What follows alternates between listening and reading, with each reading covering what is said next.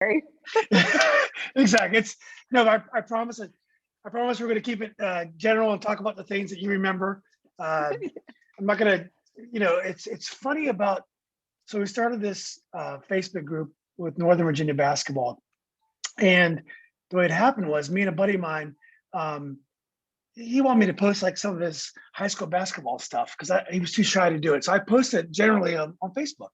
And all my Facebook friends were like, why are you posting this random high school basketball stuff on Facebook? I said, well, I said, Keith, let's just get our own Facebook group for Northern Virginia basketball players. And maybe you just post stuff, maybe people will understand it. So we started in July and everyone, it was like this hidden demand, folks just dying to relive those days. But it's a Mars Venus thing. I think most of the women players, it seems like when girls play basketball, women play basketball, they play their basketball, they do their best, and they leave it behind. It's gone. But it seems like the guys, they relive every one of those games. Like should have won that game. And it's definitely a Mars Venus thing. I don't feel the women feel the same way about it. They're like, oh, I think we did pretty good, but they've moved on from it.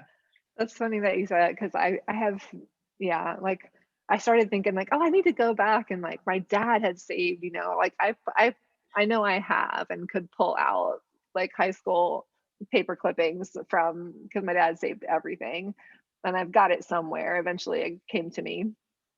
But I was like, and then what am I gonna do? And then I'm gonna be like, I don't know. Yeah. So when you left Annandale, you never really looked back very much. You went to Mesa. I lived, in the area, and I did go back like occasionally for some stuff, but not like a ton. But I was going to Mason, so it was already like I was still all in Northern Virginia and Fairfax and everything, and I have some really great memories, of course, from high school and working camps and Vogue's really AAU basketball. Probably have stronger memories than a lot of my high school games, maybe, I don't know. But I don't know. But then I went to Sweden. I feel like I had a whole like different chapter of my life overseas. I was there for 11 years. So. Oh, wow. So let's go back to Annandale. So are you from, what neighborhood did you live in the Annandale area? Ravensworth. Oh, okay. Ravensworth right there. Cool. By that church there, or kind of, that? There's a swimming pool or like the Ravensworth Swim Club and like Queensberry Lane, like right before the Safeway. It used to be a Safeway and like all of that. That's the neighborhood right there, across from Wakefield Chapel Park. Oh yeah. Okay. Mm-hmm. And so did you play like county or travel for, who'd you play for? BRYC, I think. Okay. Yeah. Yeah. Who are some of your teammates? Did you play some of the girls that you ended up playing against? I have no idea. Yeah, I have no idea. But you probably played against some of your county teammates in high school, right? Are they on your team or? AAU for sure. Like we were mixed, and like the AAU team for sure was all of us that played were the big high school rivals. Yeah. Were your parents like uber basketball parents, or are they just? My dad for sure loved the game. Like he loved basketball. I think that's why I started playing. But they were, my parents were the parents that were at every game. Like every game. My dad missed, when I went to Mason, my dad missed, I think 4 games my whole career, and they were the 4 that we were in Colorado. And my mom missed, like, I don't know, like literally they were like always driving past the bus and everybody was like, they're going to Chaconas, like waving from the bus, and my mom was like, so embarrassing. So did you play varsity right away at Annandale? You played for probably Hagen, right? Played for Coach Hagen? Yeah. Okay. I did. Varsity as the first year. Yeah, it was the year after they had the state championship. So Amanda Cromwell and Anne Marie Kennedy, like I never went to a high school game until I played in a high school game. I never went to one, but I thought I was going to go to Woodson. Ended up going to Annandale. Wasn't really excited about that. I went to Frost, like I went to Canterbury Woods and then Frost because I was in the GT program. And then when you got to high school, like that was the year Thomas Jefferson opened. Okay. And so then they wanted me to go, like I tested to go into Jefferson, but I didn't want to go there because I wanted to play sports and I was afraid their sports programs weren't going to be any good. And all my friends were going to Woodson because I had been with them since 3rd grade, and they, in this like county or whatever, told me I had to go back to Annandale, and I was really upset.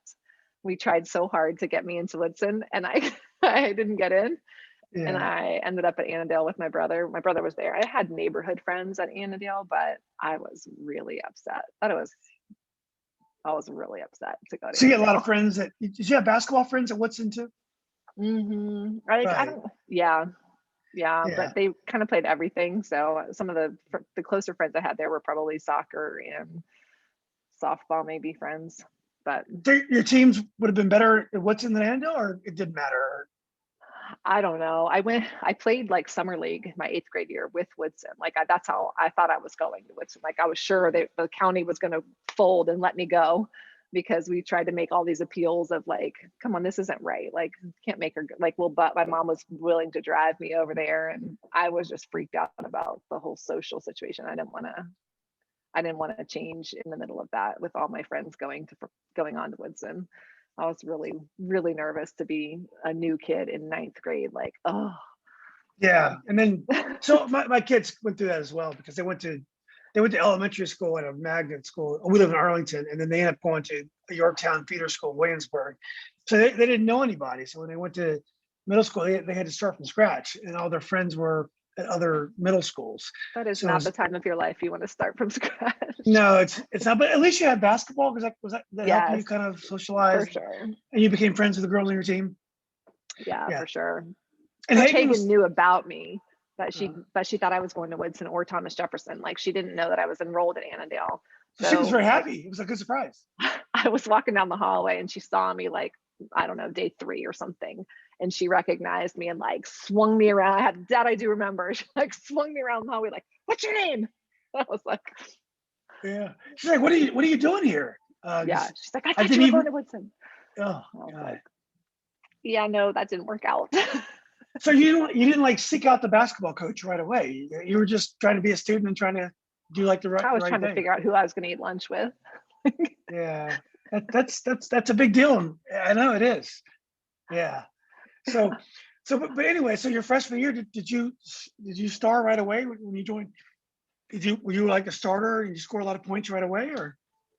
Yeah, because they had pretty much graduated they graduated their whole state championship team. And so they were Anne Anne Marie, Marie and then Kennedy and Amanda Cromwell played basketball, and that was, they Asia. had, Yeah. yeah, I don't even know them all. I know Amanda and Anne Marie were like stars, right? And the picture came up my freshman year, and they got the state championship picture up in the gym, and it was, and then we were like, we were rebuilding. So, Yeah. Yeah.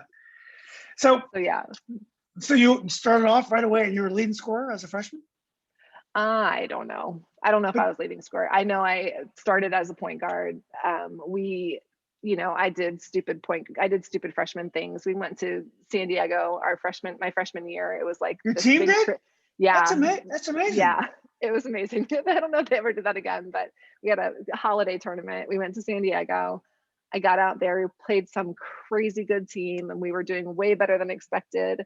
And it was tied, and there was maybe like 3 minutes left. And we came out of a timeout, and we like lined up, and they lined up, and it looked like our press break, but we were supposed to be scoring at that basket, and we lined up, and I was all confused, and I like went breaking down the court like, I got Mr. Ball. And my teammate threw me like a long, long pass, and I caught it, and I'm like, dribble, dribble, go up for my layup, and I hear their coach yelling like, let her go. And I was like, why would he say that? I'm like, Wow. 2-point layup. Coach Hagan calls timeout again. Like that changed the entire, like she tried to get me to calm down. Like I scored for the wrong basket. Like I don't think I ever did that my whole life except for Wow. that one time. And of course it was in the middle of this pressure cooker situation as a freshman, and it was just so awful. And the next day, like in the paper, like freshman guard Keri Chaconas like scores at the wrong basket, changes the momentum of the game, and they lose. Like, Wow. no. And you recovered from that. I recovered. Well, 'cause it's just so funny because on the group, I have I'm sure you didn't see this, but I wrote a story about when I went to UVA and I refereed a game in the country in this place called Fluvanna County.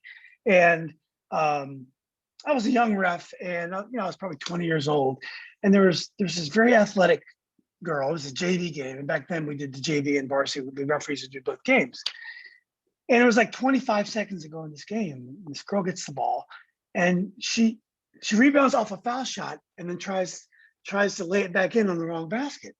That's So, usually when it happens, off a well, free I'm throw, right? right. So I'm the ref. They call it I'm the lead. I'm the ref underneath the basket, and she misses it. She bricks it, and she's so athletic. She gets a rebound on the other side, and she shoots it up again on the other side, and misses again. And then she gets the ball back because she's such a great rebounder, bricks it again, kicks it on the other side, and finally the other She's playing team. Superman drill by herself. She is. Well, the other team surrounds her, and then the clock is right. It was like 24 seconds to go in the game, and they were up one. So the other team surrounds her, and she passes the ball to her teammate, and then her teammate gets surrounded as well. Well, she gives the ball back to the same girl.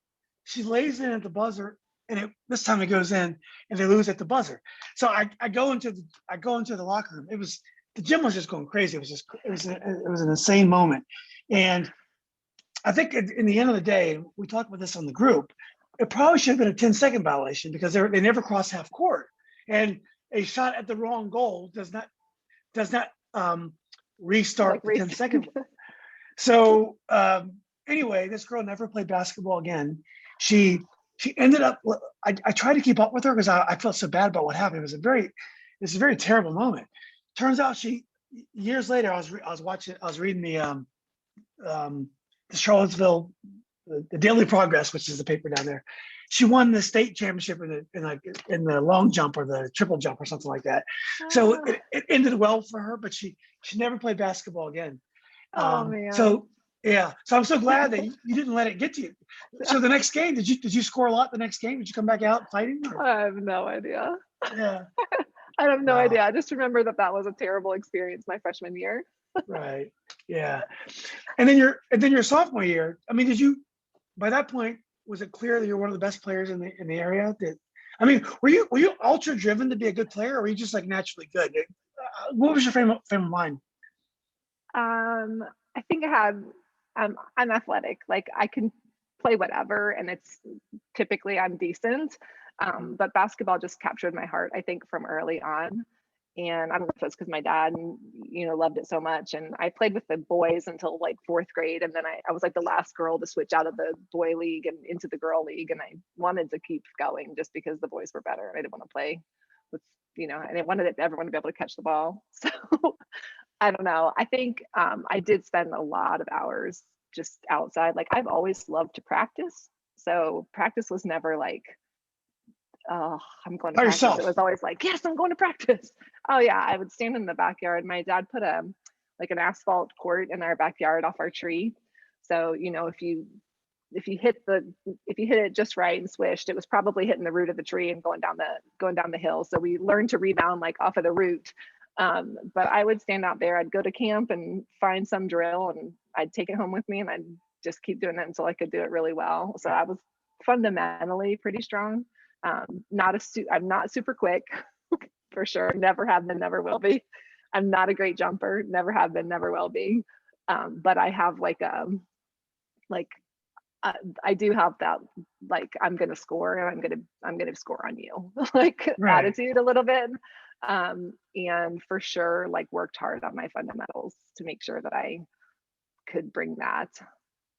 So, yeah. And does your team, obviously you guys had to rebuild from all the graduations, but did you guys eventually get good again, or did you struggle, or what happened? No, we were decent. I think it was building. We were building a lot, but I think the furthest we got was pretty like maybe semifinals in the regional or quarterfinal in the regional. That's good, right? 1 year. Yeah.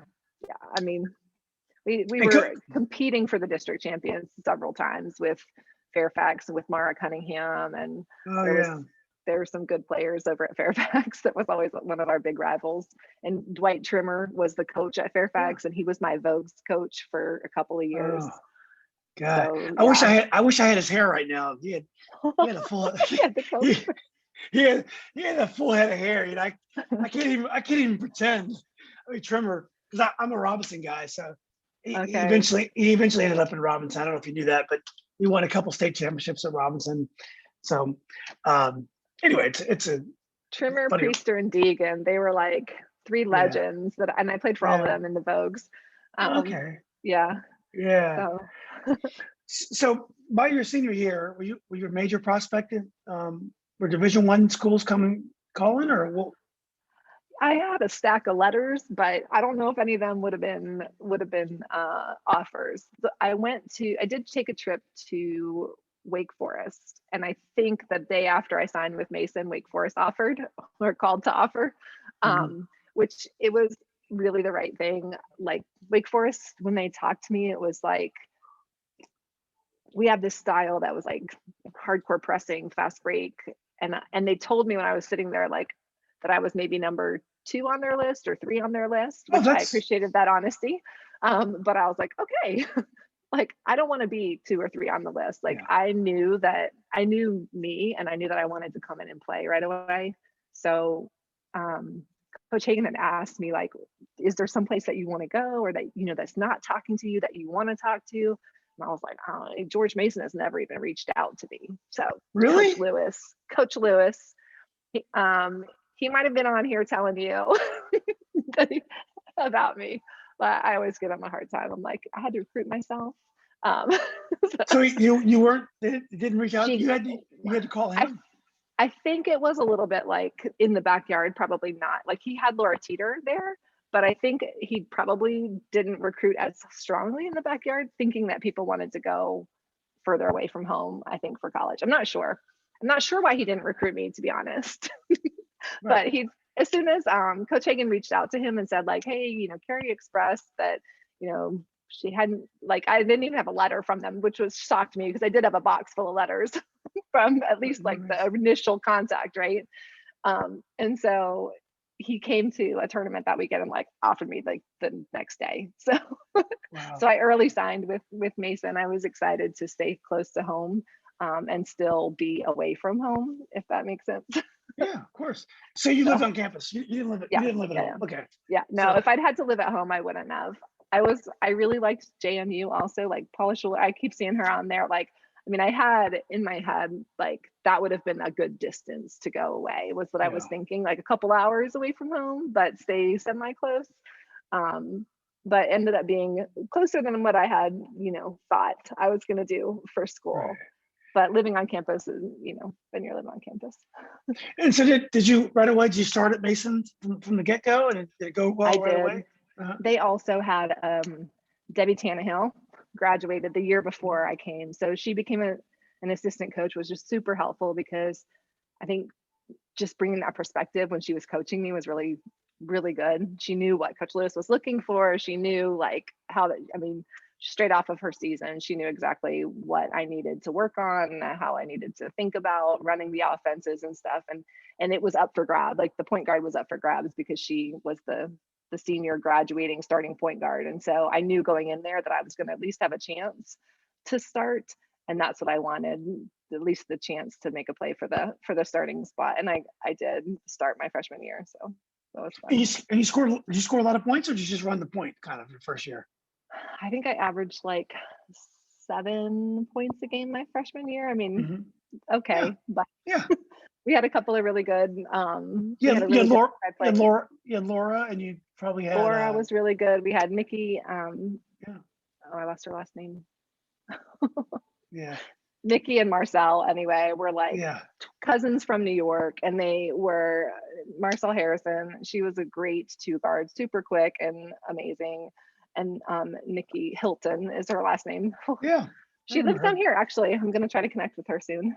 Yeah. Oh wow, she's Yeah, in Charlotte. You're in Charlotte. yeah, Yeah. Okay. And so then your first year, you averaged 7, and were you all conference, or you probably not yet? I was freshman, whatever, like on the Yeah. freshman team, rookie Yeah. squad or whatever that was. Good. Good. And then the next couple of years, you started to really develop. Did you? Yeah. I mean, you're a point guard, but you're a scorer. So did you always play point while scoring a lot, or did you eventually play the two guard? I could play the two, but I was more often the point guard. But it was a little different because I was a scoring point guard, and I'm a little I'm not tall now compared to point guards, I don't think, but then, I mean, I'm almost 5'9".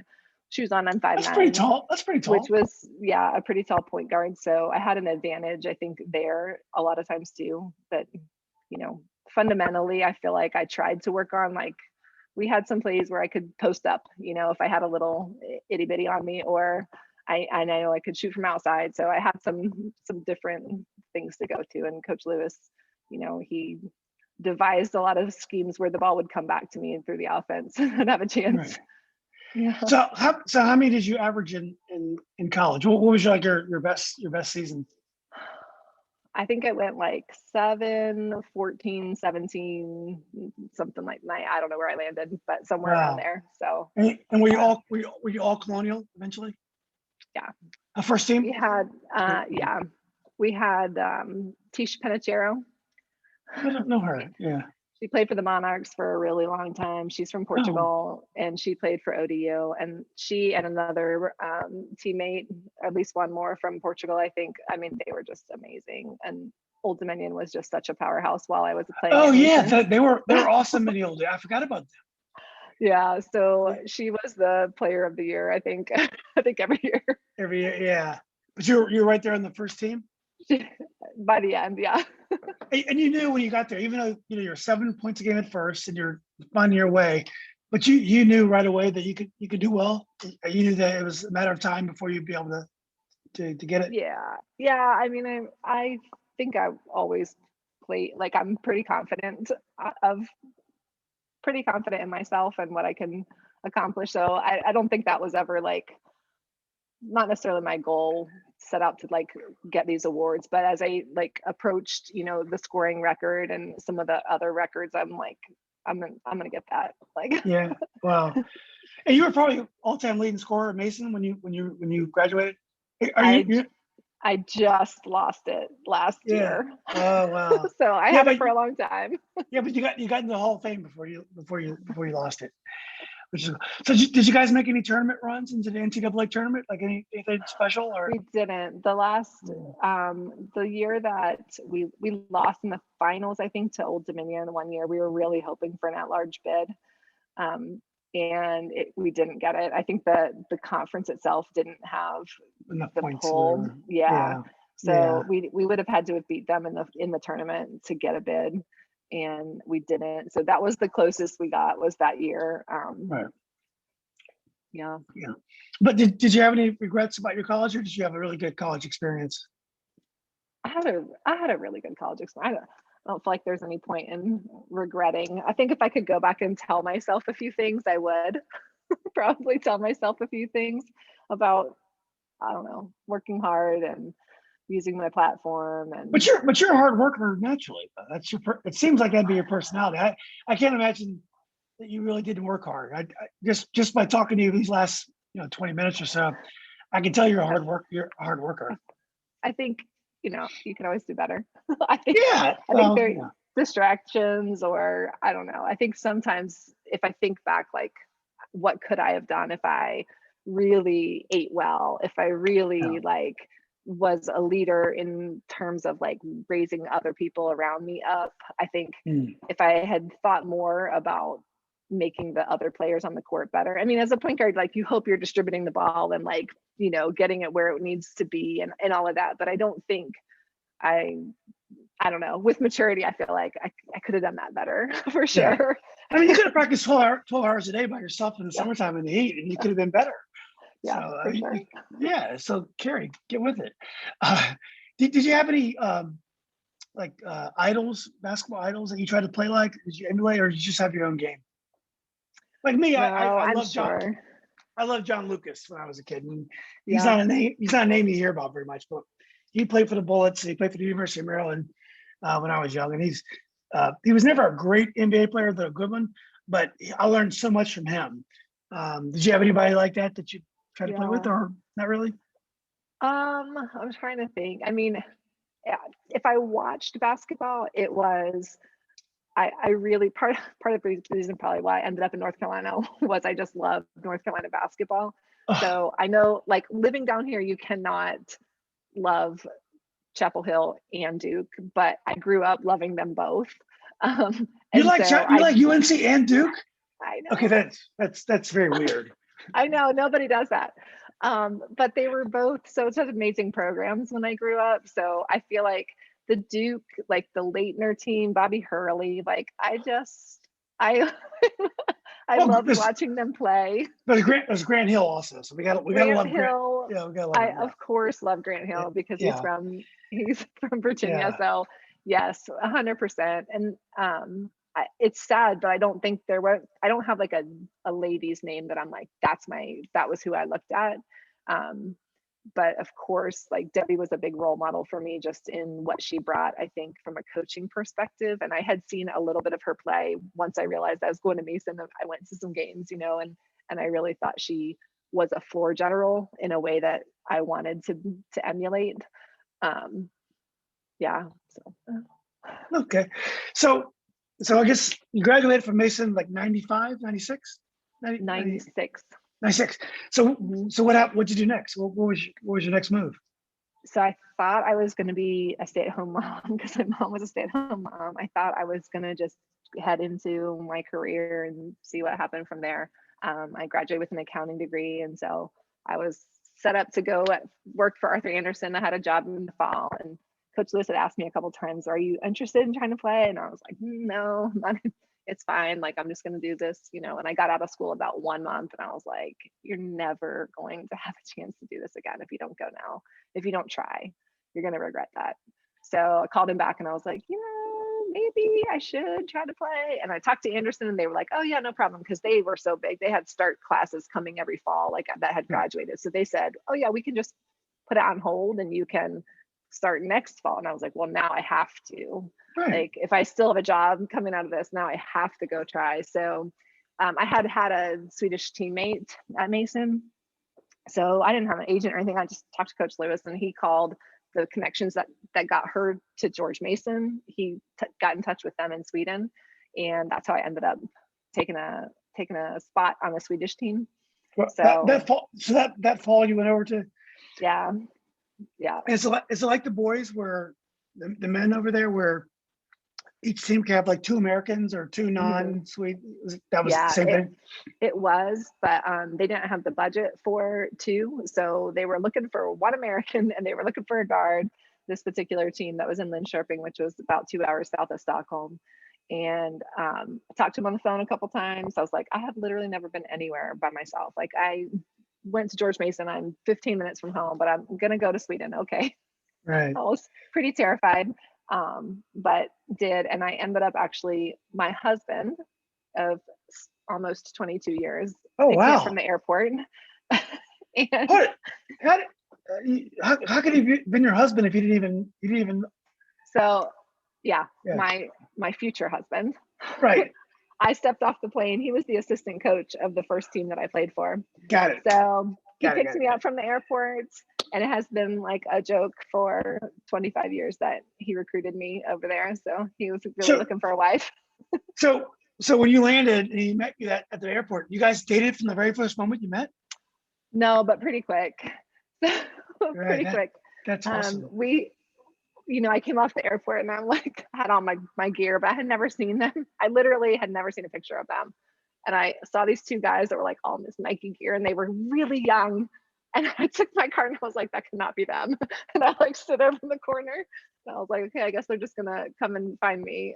And that they were like, and then they started walking towards me. I'm like, are you kidding me? Because I was anticipating like a 50-year-old head coach Yeah. and Right. his assistant of his 45-year-old assistant, and my husband is 2 years older than me, and the head coach was like 30 at the time or something.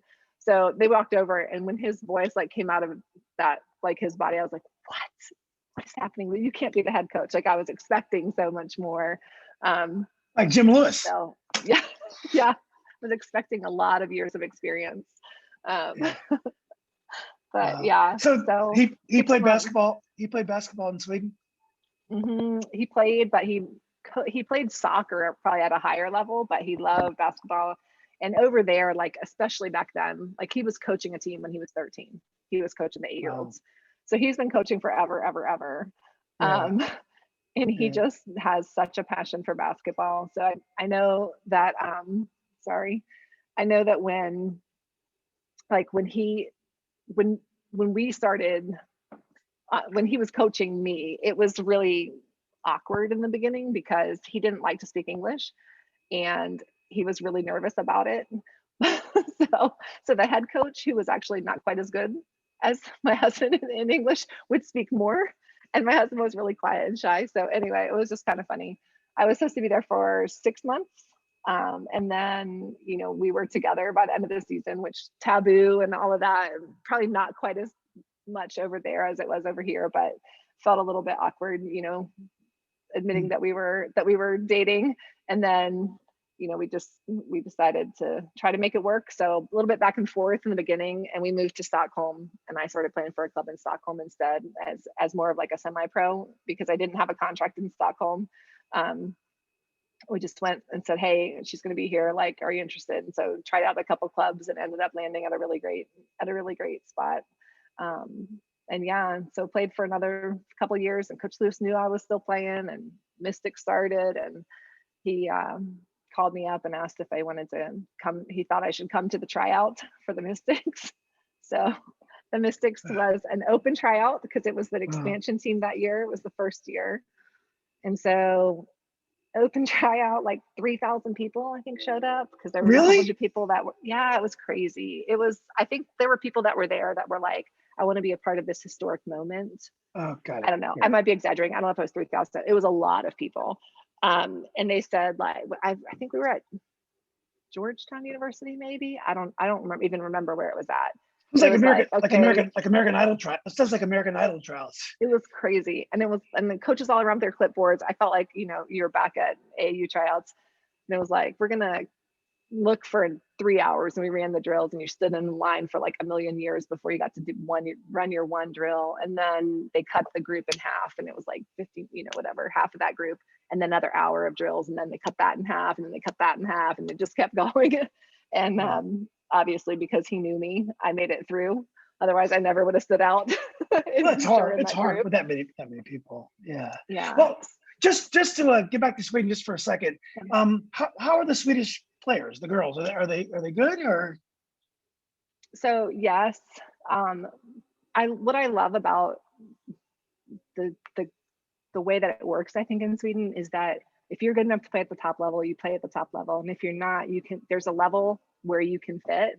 So like, even after I had my voice, like, I could go back and play, because no, I can't play like at the elite level, but I can play at like level 1 or level 2 and I'm still okay. And that's where I fit. Right. Which I really, really love that. I think they have they're going to get better and better on the world scene, as I think a lot of these European countries are. They train really well. They train really well. I really like the style and the work ethic of a lot of what I experienced while I was there. And is it like some European countries where the sports club is football, it's basketball? Like some countries, like Real Madrid for soccer, they also have basketball. Is Sweden like that as well? Did your club also have soccer, football, whatever you want to call it, or Um, was it just a basketball club? so we just had a basketball club, but I think there were, like, in the communities, it's not attached to the school, so it's like the community. Um, and sometimes it was the EDRA, like the sport club, and sometimes it was like the basketball. Yeah, So, but yeah. yeah. So what's interesting is that my son is a soccer player, and he's a really good player, but you know, in America, in Europe as well, his money's a good player. So we used to go to Holland in the summers and train over there, and his team would play against different Dutch teams. So when you go to these different, they call them friendlies, exhibition games, you'd play against these Dutch teams. At those games, there'd be coaches from other teams there all the time. So in Holland, what happens is when they see a good player, if they think he's too good for that level, another team will say, "Hey, we want that kid." So players are constantly being reclassified. See, in America, you may have these like helicopter dads like me, always trying to help their kid to be the best and all. In Holland, which is probably like Sweden, the system takes care of that. The kids are constantly being put on levels that where they belong. If they're too good for where they belong, they'll move them up. If they're not good enough, they'll move them down. You know, It whereas really doesn't matter your age at that point either. It's really your skill level. Can you compete at that next level? I mean, at least that's how it is there. Like we could play against a 15-year-old phenom, and like there could be a 42-year-old lady on the same court. And there were a couple times there was a lady that just kept playing and was just crushing. And they're like, right. man, but Would you yeah. have considered, you know, mystics aside, would you have considered living in Sweden? Did you like it enough to live there? Yeah, for sure. I mean, I was there 11 years. We got married over there. We had both of our kids over there. And I honestly thought I was going to be there for the rest of my life with my husband and my family. And when my oldest was getting ready to start school, we just made a decision to try something over here. And so, yeah, we packed up, sold off everything, came with no jobs and 30 boxes. Yeah. And they're dual, they're EU and also American citizens with them. Okay, Yeah. so okay, so let's go back to the mystics. So you make the mystics eventually, right? Mm-hmm. And was that a great experience, or what kind of, did you have a good time with the mystics? Yeah. Dream come true and like worst nightmare. So it was definitely a mixed bag of emotions that whole summer. I mean, obviously having that experience has changed, I think, the trajectory of everything for me basketball wise after that. Even today, being able to say, yeah, I played in the WNBA, like brings a level of legitimacy, I think, to our business and just to like any conversation. When you get to the point where you're like, yeah, I played in the WNBA, then it's like people go like, whoa, like you made it all the way to the top level, right? But it was also super crazy because this season is so short and we were not doing well. We did not have good chemistry on the club or on the squad. And it just like you don't have time to recover. You're playing game and then you're traveling and then you have a shoot around and then you're playing a game and then you're traveling and you have a shoot around once it starts rolling. It was a 3-month season of 30 games, you know, and it's just back to back to back, traveling and then playing. And so when it started to spiral kind of bad, it went bad. And so that was crazy. I've never quite experienced, but I learned a lot in terms of team chemistry, honestly, a lot. And I think, you know, Coach Lewis left in the middle of that season. And that was really tough for me because I obviously had a different relation. Like I had a deeper relationship with Coach. And so that was tough when he left. And just the organization and all of that was really hard. So how many years did you play for the Mystics? Just one. I got married. So we were 3 and 27, which was like worst ever. And it was an expansion squad. And like I said, like we really didn't gel well. We had a coach turnover in the middle of it. And so after, like, they called me probably 3 weeks out. I was getting ready to get married. They said I had been back at Sweden playing and had probably my best season ever after that in Sweden. And Mystics called and said, I have good news and bad news. The bad news is we're not going to ask you back. Well, they cut everybody except for the top 5, which I understand. Like they need to do something different, right? The good news is we're giving you, you know, you've got time to go get into another camp somewhere. And I was like, oh my God, I'm trying to plan a wedding. Like I'm in Sweden. I didn't have an agent. I was like, okay, just that'll just be done. I did it. I'm happy with what I accomplished. And I think I need to just let go of this because I can't even handle the thought of like trying to get into another camp, like where to start to do that at the same time that I'm trying to get married. So yeah. And the level of the WNBA was much better than Sweden. The level of play. Oh yeah. Okay. I mean, every individual was a superstar, you know, like everybody could score, everybody could defend, everybody was quick, everybody could shoot. Like it just, yeah, it was next level for sure, talent wise. Yeah. Were you ever on the court and you're like, I can't believe I'm playing against Cheryl Swoops or whoever it was? Did you ever Cynthia have that Cooper feeling? just left me in my shoes right here. That was embarrassing. Like, yes, 100%. Yeah, she never left me in my shoes. So I never got to that level. So at least you have that. So Yes, Tina Thompson just ran me over, like pummeled me. Teresa uh, Witherspoon just knocked me like for a loop. That was interesting. yeah, Like, yeah. was it a real hungry environment where people would do anything to stay in there? Was it like that, or because like for example, I was talking about soccer earlier. In European soccer, these players will do whatever it takes to stay at the highest level.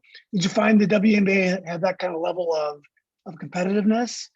Was it like really hungry players, or just how would you describe the talent, I the gotta mood? I'm gonna be honest with you. I was a little disappointed in the not a little. I was very disappointed in the professionalism that I saw around me in some of the players, which surprised me because um, I thought that it was going to rise with what was another higher level of play, and I didn't always see that. Just and when I say professionalism, I mean the attitude that you bring to practice, the pregame meal, the locker room, like just the detail. I kind of expected all of that to rise up, and I was fairly disappointed with some of that with when I looked around.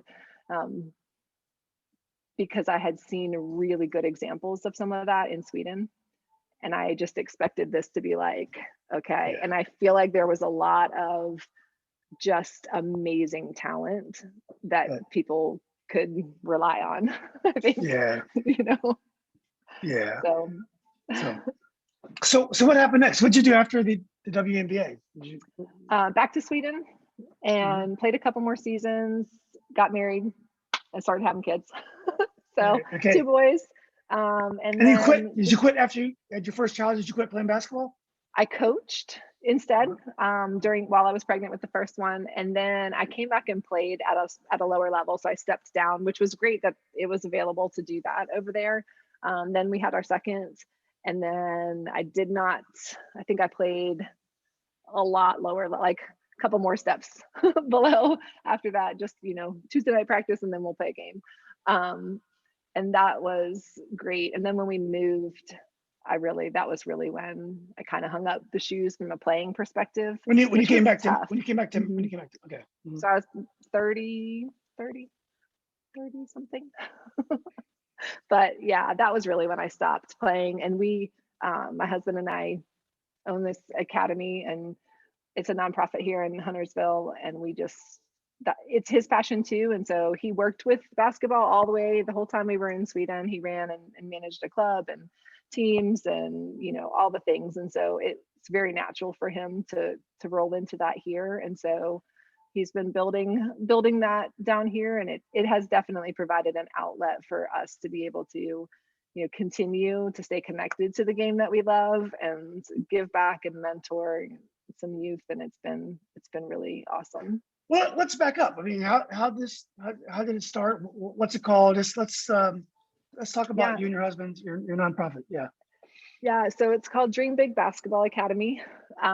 We have a for-profit also, Dream Big Development. We separate a little bit of things between them, but Dream Big Basketball is really just from our desire to, like I said, stay connected. And we started running summer camps, individual lessons. I mean, I've been doing individual lessons since I was in college, and somebody called called the basketball office and wanted a player to come and work with their daughter, and so I've been doing individual lessons forever. I haven't done a ton lately, but when we got over here, we're like, this is something that there's a need for good role models, and there's a need for um, just the physical activity side of it, but also just the to bring, you get to the youth level and you see a lot of well-intentioned parents that maybe don't have the same training or skill. My husband he has an elite coaching certification from the Swedish Basketball Federation. I mean, That's great.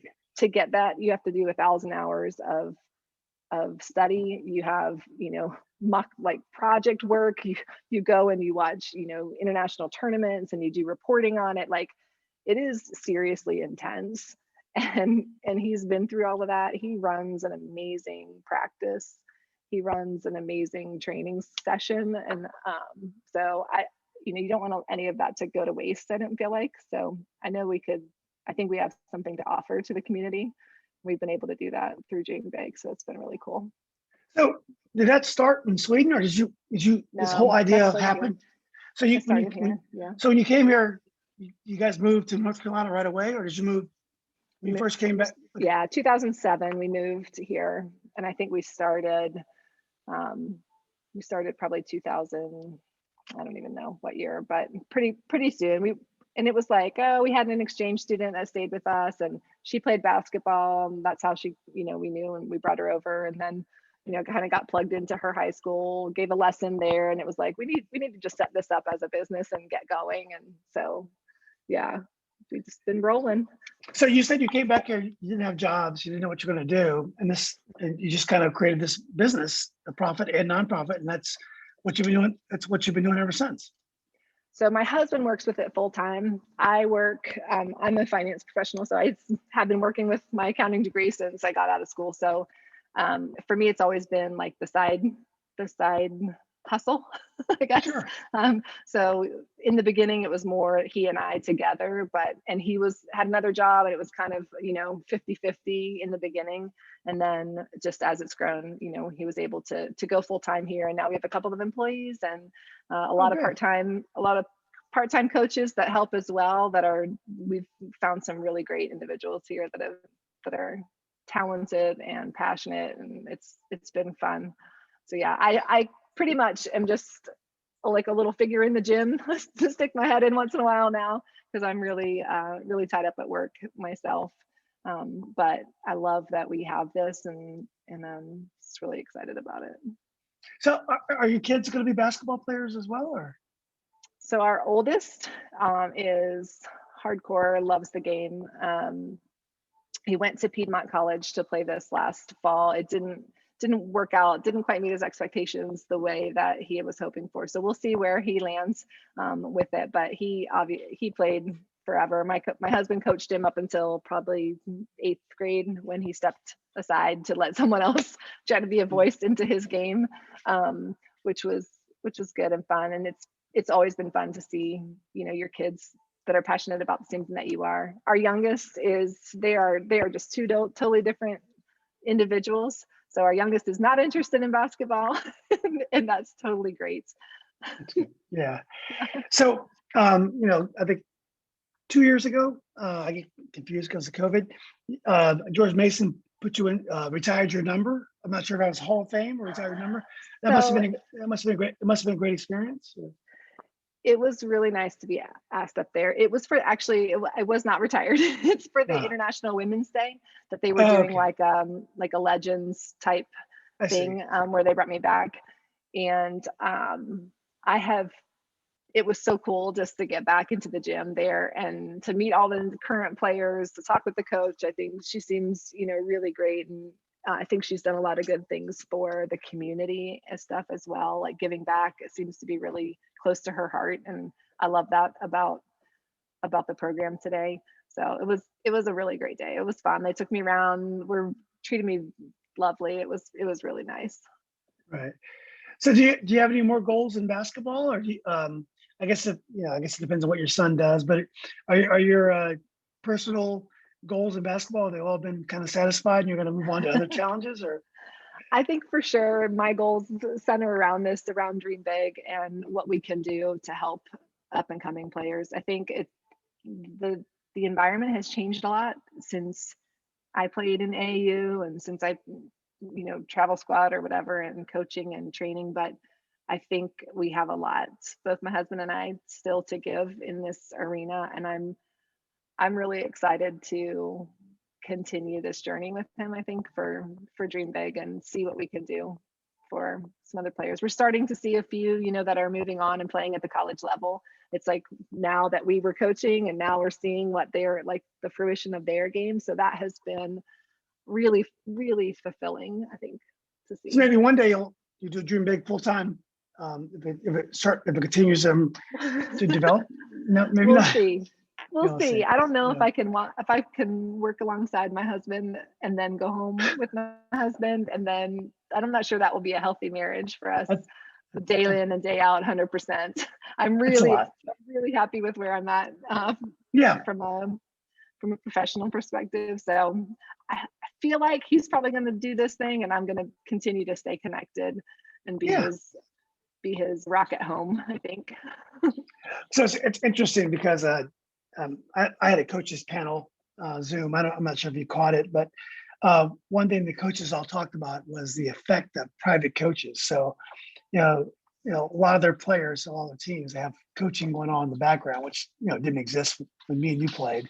But it's a big deal now. And my son is a good soccer player, and he had a guy that he's been with for 10 years, and it's great for him because the last couple of weeks our practices have been terrible with the club, but he can stay sharp, and the guys really helped him develop into the kind of player that he is. And I think a lot of coaches are kind of threatened by it, but for a parent, it gives you a little power. You're not all the coach doesn't have all that power over your development of your own kid. You can pick a coach to develop your player as you think is necessary. And I think as a parent, I love it, but I can tell It's a lot really of the coaches, tough. a lot of coaches aren't crazy about it. I'm sorry. Yeah, no, I agree.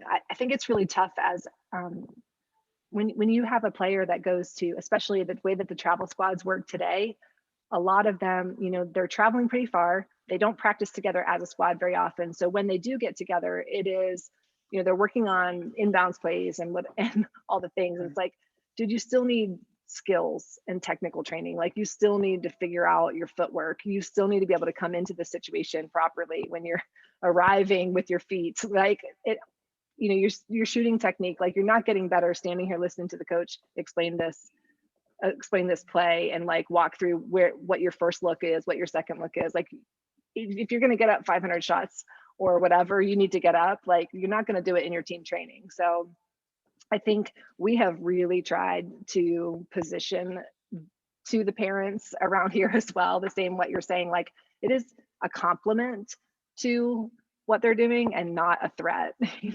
and so.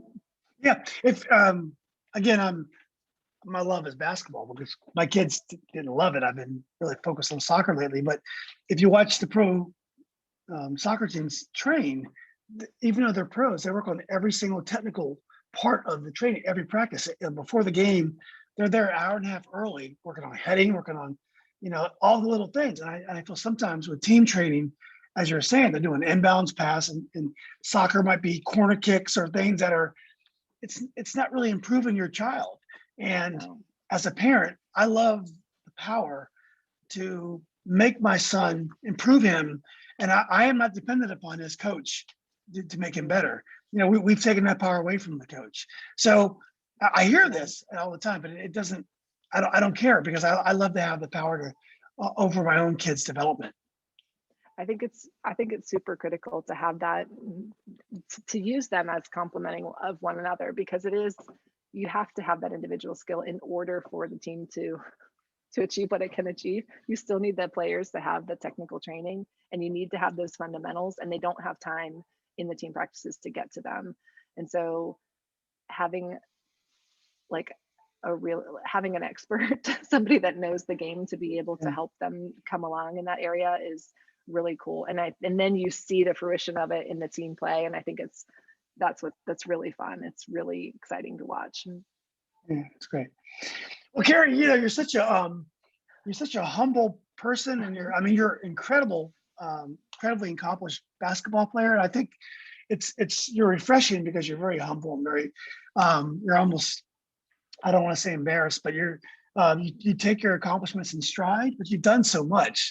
So it's meant a lot to us, putting this group together to have people like you involved, because you are very much part of the history of the Northern Region basketball. You're one of the greatest girls players we ever had. So it's just refreshing to talk to you, because you're just a very, your personality is very humble, and you're just, you go with the flow. But it means a lot to us to have you part of the group, and I want you to know that we appreciate you. That's why it's fun to watch. Yeah, I'm so glad you agreed to do this. I know you had your doubts about it. Like, you don't have this laser focused memory about the game that you lost against, Woodson back when you were a junior or whatever. But I think the dialogue was really helpful to parents, and also to to players who want to achieve.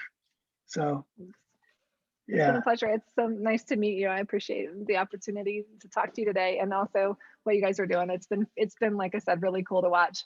Some of the stuff with Coach Lewis, I think, was, it spurred on some conversation between he and I that we're going to continue. But Okay.